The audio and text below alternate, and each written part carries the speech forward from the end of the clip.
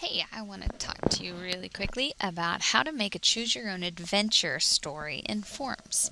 I don't know if you recall these from back in the day, but they were one of my favorite things to read and discover what all I could get those characters involved in. So this is pretty stinking cool what we can do.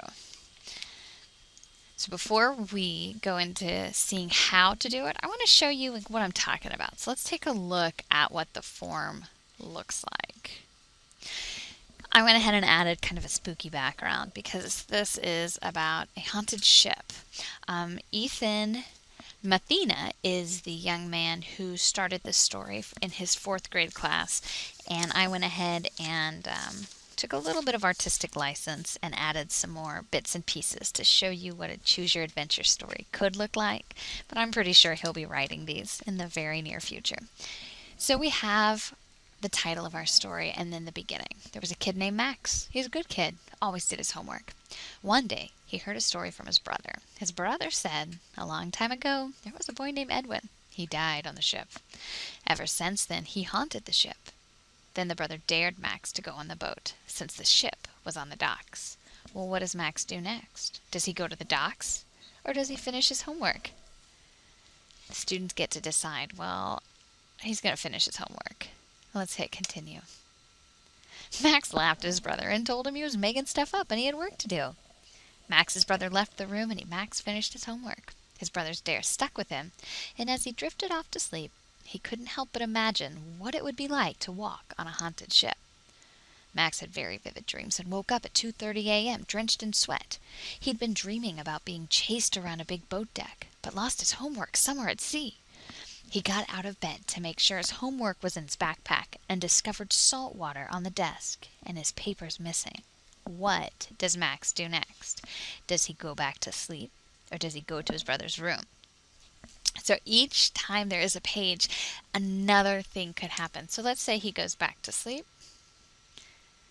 Max shook his head and thought his brother was playing a trick on him. But I won't fall for it, he thought. Max cleaned up the water, crawled back into bed, and counted sheep until the sun rose and it was time for a new day. And here's the end of the story. You could have a student go, wait, I don't want it to be done.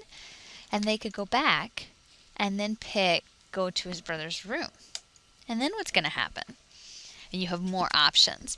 So that's the idea of a choose your own adventure. And how we make it work, it's a little bit more tricky. Okay, so here's what the editing form looks like. Here's the top of my form, the haunted ship. This was the first page, and this is simply the form description part, or the page description that I typed in, and I added a multiple choice question. And what's cool about multiple choice questions is you have the option to go to a page based on an answer.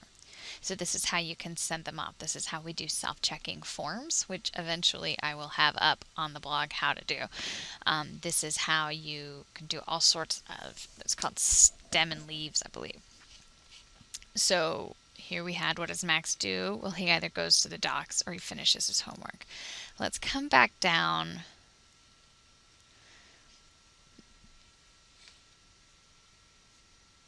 So here is instead, here's the end of this where I stopped. He's crawling toward these barrels. There's this stillness. He's hearing this humming sound. What does he do? Does he look around the barrels or does he walk away? So here, instead of this, we could type.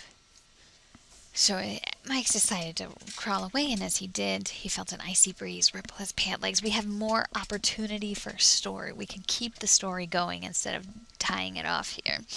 We could add more details, and then get done, and we add a multiple choice question. And here you need to have your options. So what are those going to be? You got to know ahead of time. What are those options going to be? And you always have two. You have too many options. You're going to lose your mind when organizing this. And you're going to go to a page based on answer and then select the page. To add a new page, you add a page break and then give the page the same title as the option that you have. So when you go to pick, it's easy to find. I think this is really cool. I am really excited to work with some teachers to have classes create these, and with especially a tie-in to Virginia Studies.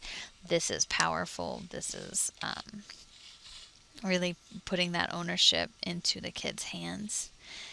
And I cannot wait to see what they do. Thanks for watching. If you have questions, you can always shoot me an email, superinsecond@gmail.com.